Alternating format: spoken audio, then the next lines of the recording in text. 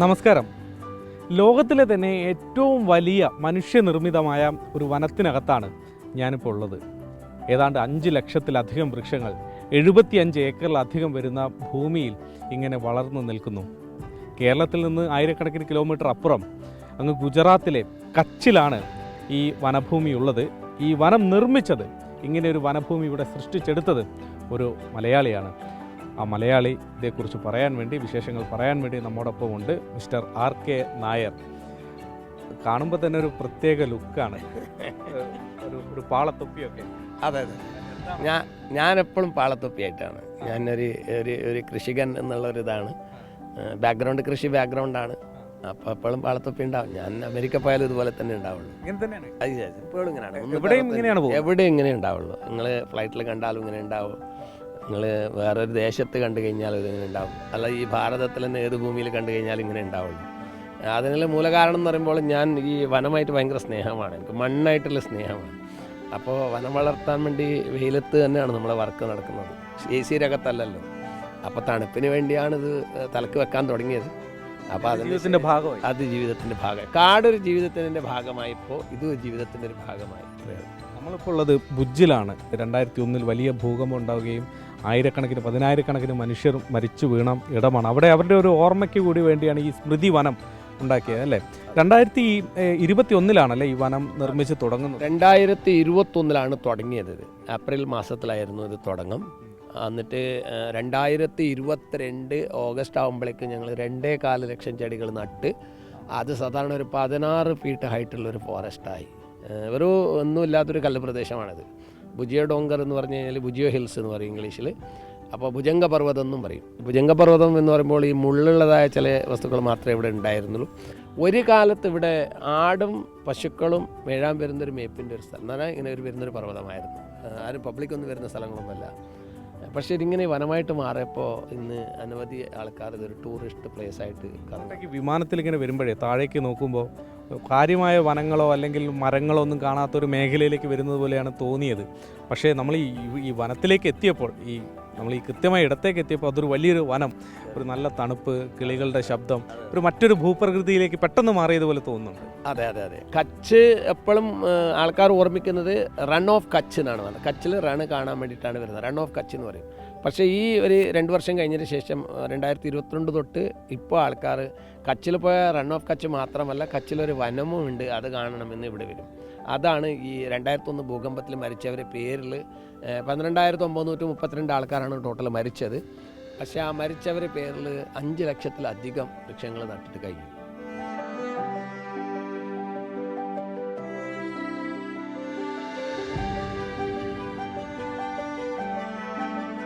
ഇപ്പോൾ 75 ഏക്കറാണ്. പക്ഷേ ഏതാണ്ട് ഒരു 450 ഏക്കറാണല്ലേ ലക്ഷ്യമിടുന്നത്. ടോട്ടൽ ഏരിയ ഉള്ളത് 470 ഏക്കറയാണ്. അതിൽ 170 ഏക്കർ ഫസ്റ്റ് ഫേസാണ്. മറ്റേ 8 കിലോമീറ്റർ വാക്ക് വേ, 50 ചെക്ക് ഡാമുകൾ, ഒരു ഏഷ്യാസ് ലാർജസ്റ്റ് ഡിജിറ്റൽ മ്യൂസിയം, ഈ വേൾഡ്സ് ബിഗ്ഗസ്റ്റ് മിയാവാക്കി ഫോറസ്റ്റ്, ഇതൊക്കെ ചെയ്തിട്ടുണ്ട്.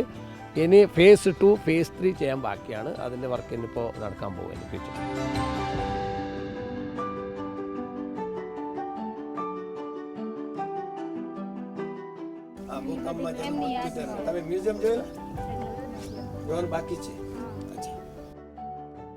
ഇത് ഇവിടുത്തെ കച്ചിലത്തെ സ്ഥാനികന്മാരാണ്. അവർക്കൊരു ജോലിയായി ചെടി നടാനുള്ളതായി. പിന്നെ ഇതിൽ ഈ ചെടി നടുന്നതിൽ കുറേ മെനക്കേടുണ്ട്. അങ്ങനെ ഇങ്ങനെ കൊണ്ടുവന്ന് നട്ട് പോകുന്നതല്ല.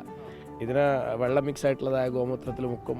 എന്നിട്ട് അവിടുന്ന് ഇവിടത്തേക്ക് എത്തിക്കും ട്രാക്ടറിൽ ഇവിടത്തേക്ക് വന്നതിന് ശേഷം ഈ 1.5 ഫീറ്റ് 2 ഫീറ്റായിട്ടുള്ളതായ ഈ ചെടികൾ ഓരോ പിട്ടുകളുണ്ടാവും, ഓരോരോ കുഴികളുണ്ടാവും, ചെറുത്.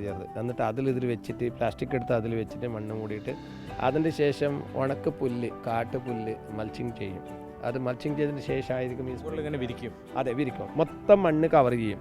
അപ്പോൾ സൂര്യൻ്റെ ഈ തടുക്കം ഉണ്ടല്ലോ, പവർ, അത് ഈ മണ്ണിലേക്ക് കൊള്ളില്ല. അപ്പോൾ സ്പ്രിംഗ്ലറിലടിക്കുന്ന വെള്ളം മോയ്സ്ചറായിട്ട് നന്നായിട്ട് നിൽക്കും. അപ്പോൾ ചെടികൾ വേഗം വളരും. അങ്ങനെയാണ് ഈ ചൂടിനെ പ്രതിരോധിക്കുന്നത്. അതെ അതെ അതെ. അപ്പോൾ ഇലക്ക് ചൂട് വേണം, ബോട്ടമിന് ചൂട് വേണ്ട, മണ്ണിന് ചൂട് വേണ്ട. ചൂട് വേണ്ടത് ഇലക്കാണ്. നമ്മളിപ്പോൾ സംസാരിക്കുന്നത് യഥാർത്ഥത്തിലൊരു വേനൽക്കാലത്താണ്. പക്ഷേ അതിൻ്റെ ഒരു സ്വഭാവം നമുക്ക് ഇവിടെ നിന്ന് അനുഭവിക്കാൻ കഴിയുന്നില്ല. കാരണം ഈ വനത്തിലുള്ള ഒരു തണുപ്പ്, കിളികളുടെ ശബ്ദം, ഒരു നല്ലൊരു അന്തരീക്ഷം നമുക്കിവിടെ അനുഭവിക്കാൻ വേണ്ടി കഴിയുന്നുണ്ട്. ഈ വനത്തെ അടുത്തറിഞ്ഞ ആളുകൾക്കൊക്കെ തന്നെ അതിൻ്റെ ഒരു സുഖം, അതിൻ്റെ ഒരു അനുഭവം അവർക്കൊക്കെ ഉണ്ടാകും. പക്ഷേ താങ്കൾക്ക് എന്നാണ് അങ്ങനെ ഒരു വനത്തോട് ഈ തരത്തിലൊരു സ്നേഹമൊക്കെ തുടങ്ങുന്നത്? ഇത് 2011 റോഡ് കൺസ്ട്രക്ഷന് കുറേ 100-150 വർഷമായിട്ടുള്ളതായ വടവൃക്ഷങ്ങളൊക്കെ വെട്ടിക്കളഞ്ഞു. അപ്പോൾ ഇത്ര ഘനമായ വൃക്ഷങ്ങളൊക്കെ വെട്ടിക്കളഞ്ഞത് കണ്ടപ്പോൾ അതിലൊരു പക്ഷിയുടെ ഒരു കൂട് മുട്ടയടക്കം താഴെ വീണ് നശിപ്പിച്ച് ആ മുട്ടയൊക്കെ നശിപ്പിച്ച് പക്ഷി കരയുമായിരുന്നു. അത് കണ്ട ഒരു സീൻ ഞാൻ പേഴ്സണലായിട്ട് കണ്ടൊരു സീനായിരുന്നു. അത് കണ്ടപ്പോൾ എന്താണ് പക്ഷിയുടെ തെറ്റ് എന്നുള്ളതായിരുന്നു മനസ്സിൽ. അപ്പോൾ അതിൻ്റെ ദുഃഖം അറിഞ്ഞ് ഞാൻ വിചാരിച്ചു, ഇനി ഞാൻ ഇങ്ങനത്തെ പക്ഷികൾക്ക് വേണ്ടി വനമുണ്ടാക്കും, അതും അങ്ങനത്തെ സ്ഥലത്ത് വനമുണ്ടാക്കും, എവിടെയും വികസനത്തിന് വേണ്ടി നശിപ്പിക്കാത്ത സ്ഥലങ്ങൾ നോക്കിയിട്ട് ഞാൻ വനമുണ്ടാക്കും എന്നൊരു തീർമാനം വന്നെടുത്തു. അപ്പോൾ അന്നൊരു ഏക്കർ സ്ഥലം എടുത്തിട്ട് ചെറിയൊരു വനം മോഡലായിട്ടുണ്ടാക്കി. അപ്പോൾ വനമുണ്ടാക്കുമ്പോൾ അത് ഉമ്മർഗാവിലാണ്, ഗുജറാത്തിൽ തന്നെയാണ് ആദ്യത്തിൽ. അപ്പോൾ അത് ചെറിയൊരു വനമാണ് ഉണ്ടായത്. 1400 ചെടികൾ നട്ടു. അപ്പോൾ ആ വനം ഉണ്ടാക്കിയപ്പോൾ ഞാൻ ഒരു പുതിയൊരു ടെക്നോളജി ചെയ്ത് വേഗം വളരുന്നതും വേഗം നശിപ്പിക്കാത്തതും അങ്ങനെ നല്ലൊരു കാടായിട്ട് മാറണം എന്നുള്ളൊരു ചിന്തയായിരുന്നു. അപ്പോഴാണ് ഈ ജപ്പാൻ ടെക്നോളജി തലയിലേക്ക് വന്നു. അതെ, ഡോക്ടർ അക്കിറ മിയാവാക്കി മെത്തഡോളജി. അപ്പോൾ ആ മെത്തഡോളജിയിൽ തുടങ്ങി. പക്ഷേ ഞാൻ ഇന്ത്യൻ കൾച്ചറും ഇന്ത്യൻ നേച്ചർ, ജിയോളജിക്കൽ കണ്ടീഷൻ അതൊക്കെ നോക്കിയിട്ട് അനവധി ചേഞ്ചസുകൾ അതിൽ കൊണ്ടുവന്നു. അതുകൊണ്ടാണ് ഇപ്പോൾ ഞാൻ ഭാരതവനം എന്നാണ് പറയുന്നത്.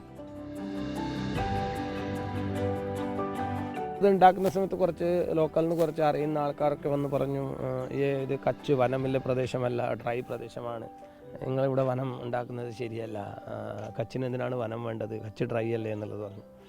അങ്ങനെയൊക്കെ സംഭവങ്ങളുണ്ടായി. പിന്നെ വെള്ളത്തിൻ്റെ സപ്ലൈ എങ്ങനെ ചെയ്യും, ടെറൈനാണ്, എത്ര മുകളിലേക്ക് എങ്ങനെ വെള്ളം കയറും എന്നുള്ള പ്ലാനിങ് ഒക്കെ ചെയ്യാനുണ്ടായിരുന്നു. പിന്നെ അത് മാത്രമല്ല കല്ലുള്ള പ്രദേശമാണ്.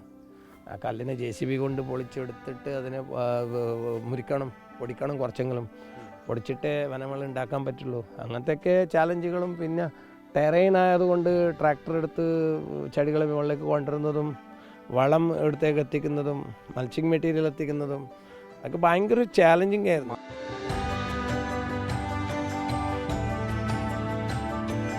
ഇവിടെ ഈ സ്മൃതിവനത്തിൻ്റെ അകത്ത് ഇങ്ങനത്തെ 50 ചെക്ക് ഡാമുകളാണുള്ളത്, 50 ചെക്ക് ഡാമാണുള്ളത്.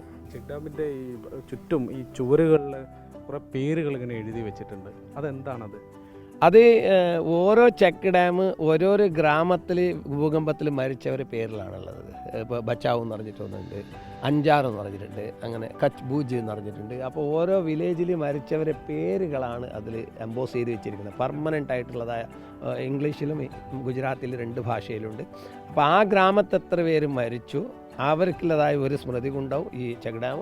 അതിലവരെ മൊത്തം പേരുകൾ. അപ്പോൾ അവരെ കുടുംബത്തിൽ നിന്ന് ആരെങ്കിലും വന്നു കഴിഞ്ഞാൽ അവർക്ക് തീർച്ചയായിട്ടും അവരുടെ ബന്ധുക്കളെ പേര് ഇവിടെ വായിക്കാൻ കിട്ടും.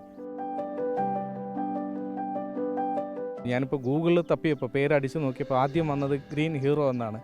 അങ്ങനെയാണല്ലേ ആളുകളൊക്കെ വിശേഷിപ്പിക്കുന്നത്? അതെ, ഗ്രീൻ ഹീറോ ഓഫ് ഇന്ത്യ എന്നാണ് അറിയപ്പെടുന്നത് തന്നെ. അതുപോലെ തന്നെയാണ് പച്ച ഹീറോ എന്ന് പറയുമ്പോൾ ചെറുവനങ്ങൾ വളർത്തുന്ന പച്ച മനുഷ്യൻ എന്ന് പറഞ്ഞ് ഒരു സംഭവമായി. വർഷങ്ങളായി ഗുജറാത്ത് തന്നെയാണോ? എന്താണ് അതിൻ്റെ ഒരു പശ്ചാത്തലം? ഞാൻ 26 വർഷമായി ഗുജറാത്തിൽ. 1999 വന്നത്. എൻ്റെ മോള് ജനിച്ചപ്പോഴാണ് ഞാൻ ഗുജറാത്തിൽ വന്നത്. അപ്പോൾ ഞാൻ 7 ഭാഷ സംസാരിക്കും നന്നായിട്ട്. അതിൽ ഗുജറാത്തിയിലും സൗത്ത് ഗുജറാത്തിലെ ഭാഷ ഈ നോർത്ത് ഭാഗത്തിൽ ഗുജറാത്തിന് കുറച്ച് വ്യത്യാസമുണ്ട്. അതെ, ഒരു വ്യത്യാസമുണ്ട് സംസാരിക്കുമ്പോൾ. അപ്പോൾ ഞാൻ ഇതും നന്നായിട്ട് പഠിച്ചു. ഇവിടെയുള്ള ആൾക്കാരായിട്ട് സംസാരിക്കാൻ അവർ പറഞ്ഞ എനിക്കറിയുന്നൊക്കെ നന്നായിട്ട് ഈസിയായിട്ട്. അതിന് കാരണം ഈ വനവൽക്കരണമാണ്. വനവൽക്കരണത്തിന് ലോക്കലിന് 150-200 ലേബേഴ്സ് ഉണ്ടാവും. അപ്പോൾ അവരൊരുമിച്ചിട്ട് വർത്തമാനം പറയാനും ഇങ്ങനെ ചെടി നടാനും സംസാരിച്ച് ആ ലാംഗ്വേജൊക്കെ അതിലേക്ക് മാറി. കേരളമായിട്ട് ഇപ്പോൾ ബന്ധമുണ്ടോ? പഴയ ബന്ധമുണ്ടോ? ഉണ്ട്. ജനിച്ചത് ഞാൻ കേരളത്തിലേ, ആ കാസർഗോഡിലാണ് ജനിച്ചത്. ഞാൻ പോയിക്കൊണ്ടിരിക്കും, ചില ഉത്സവത്തിനൊക്കെ പോകും, പിന്നെ കുടുംബക്ഷേത്രത്തിലൊക്കെ പോയിക്കൊണ്ടിരിക്കും. എൻ്റെ ബന്ധുക്കളെല്ലാം കേരളത്തിൽ കാസർഗോഡിലുണ്ട്, കൊച്ചിയിലുണ്ട്, അനവധി ഭാഗത്തുണ്ട്. കാസർഗോഡാണ്? അതെ, കാസർഗോഡിലാണ് ഞാൻ. എൻ്റെ ജനിച്ചത് കാസർഗോഡാണ്.